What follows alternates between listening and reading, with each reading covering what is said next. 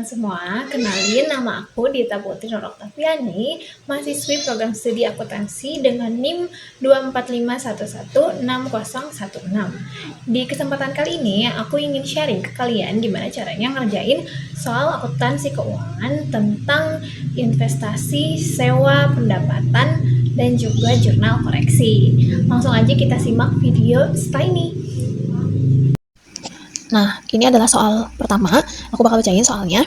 Pada tanggal 1 Oktober 2024, PTMU membeli 100.000 lembar saham biasa PTMC dengan harga pasar Rp1.000 per lembar. Nilai per saham PTMC itu Rp600 per lembar. PTMU membayar biaya transaksi yang terkait sebesar Rp5 juta. Persentase kepemilikan hak suara bagi PTMU itu 10%. Pembelian saham ini tidak menghasilkan pengaruh signifikan bagi PTMU terhadap PTMC. Pada tanggal 1 Oktober 2025, PTMU menjual 50.000 lembar saham PTMC dengan harga Rp1.200 per lembar dan membayar biaya transaksi sebesar Rp1 juta.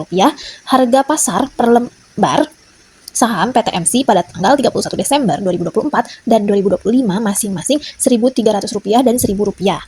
Laba bersih PTMC pada tahun 2024 dan 2025 masing-masing Rp300 juta dan Rp500 juta. Dividen tunai yang dibagikan dan dibayarkan PTMC di tahun 2024 dan 2025 yang dibagikan pada bulan Mei masing-masing itu Rp100 juta dan Rp200 juta. Tugasnya itu kita akan membuat jurnal selama tahun 2024 dan 2025 di pembukuan PTMU terkait kepemilikan saham di PTMC dengan metodenya trading. Lalu kita akan juga mensajikan laporan keuangan akhir tahun 2024 dan 2025. Kita langsung aja ke penjelasan cara pengerjaannya. Nah, sekarang kita masuk ke cara pengerjaannya. Pertama, kita akan mengerjakan transaksi awal, yaitu pembelian 100.000 lembar saham dengan harga Rp1.000. Di paling atas itu ada investasi saham 100.000 dikali 1.000 sama dengan Rp100 juta. Nanti akan muncul di dalam jurnal itu investasi saham di sisi debit sebesar Rp100 juta dari perhitungan yang tadi. Lalu beban transaksi sebesar Rp5 juta ada dari soal yang tadi, yang transaksi terkait sebesar Rp5 juta itu dimasukkan ke dalam jurnalnya. Lalu akan muncul kas di sisi kredit sebesar Rp105 juta.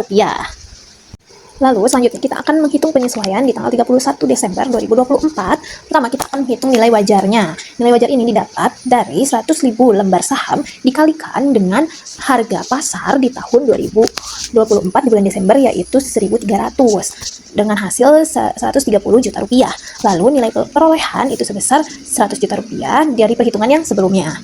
Dikurangi akan menghasilkan keuntungan yang belum direalisasi sebesar 30 juta. Nah, nanti pada jurnalnya itu akan muncul aset keuangan trading di sisi debit sebesar 30 juta dan keuntungan yang belum direalisasi di sisi kredit sebesar 30 juta. Lalu kita sekarang akan masuk ke penjurnalan di tahun 2025. Pertama kita akan menghitung dividen di 2025 pada bulan Mei, yaitu dengan cara Rp200 juta dikali 20%. Ini tuh 20% adalah tarif dari dividennya. Nah, sedangkan 200 juta itu kita akan dapatkan dari laba bersih di tahun 2025. Didapatlah 20 juta dengan jurnal kas di sisi debit sebesar 20 juta, lalu pendapatan dividen di sisi kredit sebesar Rp20 juta juga. Lalu selanjutnya kita akan menghitung penjualan saham pada 1 Oktober 2025 sebanyak 50 lembar dengan harga jual Rp1.200 per lembar. Harga jual Rp1.200 dikali 50.000 sama dengan 60 juta. Biaya transaksi yang ada di soal sebesar 1 juta kita masukkan menjadi pengurang 60 juta dikurangi 1 juta, dapatlah harga jual bersih sebesar 59 juta. Lalu nilai investasi sebesar 50 juta didapat dari 50 lembar saham yang tersisa dikali dengan 1.000. Lalu akan menjadi pengurang juga 59 juta dikurangi 50 juta akan dapatlah keuntungan sebesar 9 juta. Dengan jurnal kas pada sisi debit sebesar 59 juta, lalu investasi saham di sisi kredit sebesar 50 juta, lalu keuntungan penjualan di sisi kredit juga 9 juta rupiah. Nah, sekarang kita akan menghitung penyesuaian tanggal 31 Desember 2025 tentang sisa saham yang 50 lembar lagi.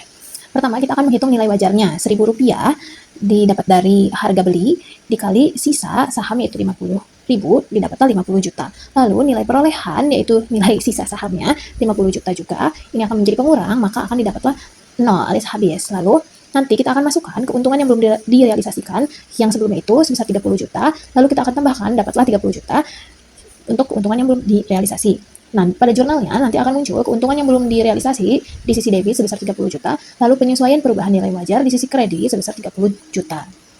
Oke, sekarang kita masuk ke penyajian di laporan keuangannya. Pertama, ini kita akan menyajikan laporan keuangan untuk tahun 2024. Di sini yang paling atas itu ada laporan posisi keuangan per 31 Desember 2024 dengan rincian itu ada aset lancar yaitu investasi saham sebesar 130 juta. Lalu selanjutnya itu ada laporan laba rugi komprehensif per 31 Desember 2024 dengan rincian keuntungan belum direalisasikan sebesar 30 juta.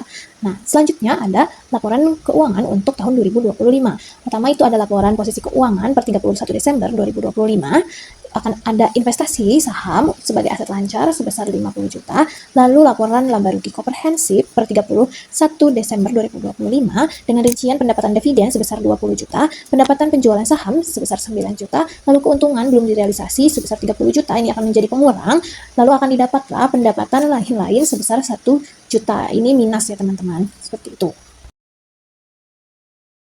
Oke, selanjutnya ke soal nomor 2, yaitu jelaskan mengenai macam-macam pendapatan dan berikan contoh jurnalnya.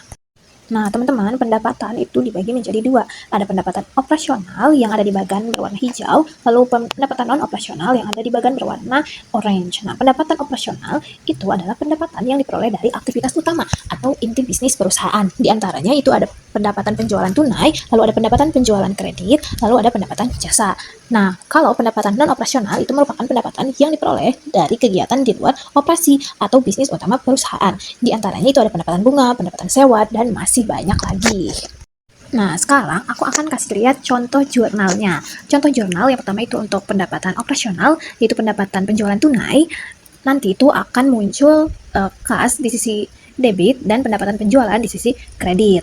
Nah, lalu di pendapatan penjualan secara kredit akan muncul akun piutang usaha di sisi debit dan pendapatan penjualan di sisi kredit. Untuk pendapatan jasa, nanti di jurnal itu akan muncul kas di sisi debit dan pendapatan jasa di sisi kredit.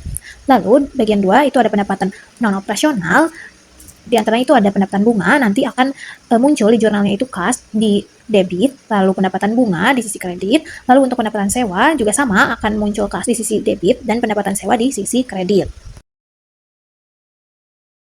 Oke teman-teman, kita sekarang masuk ke soal nomor 3 tentang sewa. Aku bakal bacain lagi soalnya. Jadi, pada tanggal 1 Januari 2025, PT Lisa menandatangani kontrak sewa sebuah mesin selama 5 tahun dengan PT Lesi. Nilai wajar mesin saat awal sewa itu sebesar 300 juta rupiah, dengan nilai residu sebesar 112 juta rupiah dijamin oleh PT Lesi. PT Lesi memproduksi sendiri mesin tersebut dengan biaya perolehan sebesar 250 juta rupiah. PT Lisa mulai menggunakan mesin tersebut pada tanggal 2 Januari 2025. Pada akhir masa sewa, mesin akan dikembalikan pada PT Lesi. PT Lesi menetapkan pembayaran sewa dilakukan secara tahunan tiap awal periode mulai 2 Januari 2025 sebesar Rp55.267.205,81. Tingkat bunga implisit yang diterapkan PT Lesi sebesar 10%, sedangkan tingkat bunga inkremental sebesar 12%. Umur ekonomis mesin diestimasikan 8 tahun. Metode penyusutan yang digunakan kedua perusahaan adalah metode garis lurus. Nah, ditanyakan, tentukan jenis sewa pada kontrak di atas dan jelaskan alasannya. Lalu buatlah jurnal yang dibutuhkan mulai dari awal masa sewa hingga pembayaran kedua dari PT Lisa dan PT Lesi. Jadi, jenis sewanya itu adalah sewa operasi atau operating lease karena masa sewa itu 5 tahun, lebih kecil dari umur ekonomis mesin yaitu 8 tahun. Lalu tidak ada opsi dibeli dan nilai residu dijamin oleh yang menyewakan. Namun, tidak mengindikasi transfer kepemilikan yang pasti di akhir masa sewa. Oke, sekarang kita masuk ke perhitungannya. Pertama, itu kita akan hitung faktor nilai kini anuitasnya. Caranya itu adalah 1 dikurangi 1 ditambah 0,10, ini tuh dari bunga yang 10% itu, dipangkat minus 4. Minus 4 itu sesuai dengan si sewa mesinnya itu 5 tahun. Nah, tapi dikurangi 1, jadi 4. Dibagi 0,10 sama dari bunga, didapatlah 3,169865. Lalu kita akan mencari juga faktor nilai kininya, yaitu 1 dibagi 1 ditambah 0,10 sama dari bunga juga, dipangkatkan 5. Lalu hasilnya itu 0,620921. Nah, lalu kita akan masuk ke perhitungan sewanya. Pertama itu ada pembayaran sewa sebesar 55.267.205,81. Rp105,81 dikalikan dengan faktor nilai kini anuitas yang tadi, tapi ditambahkan 1, jadi 4,169,865. Hasilnya itu 230,456.787,154 rupiah. Itu didapat nilai kini pembayaran sewa. Lalu dimasukkan nilai residu yang dijamin tadi sebesar 112 juta. Lalu masukkan faktor nilai kini yang tadi dihitung 0,620921 dikalikan, akan didapatkan nilai kini residu yang dijamin sebesar 69.543.152 rupiah. Lalu dimasukkan jumlah nilai kini pembayaran sewa yang tadi ada di soal, yaitu nilai wajar sebesar 300 juta, lalu nilai aset wajar lagi 300 juta. Lalu setelah itu, sekarang kita memasuki tabel amortisasi. Tabel amortisasi ini ada 5 format, yaitu tanggal, penerimaan sewa, pendapatan bunga, pokok, dan sisa utang. Tanggal ini kita isi sampai ke tahun terakhir kita membayar. Lalu penerimaan ini diisi dengan besaran pokok pertama.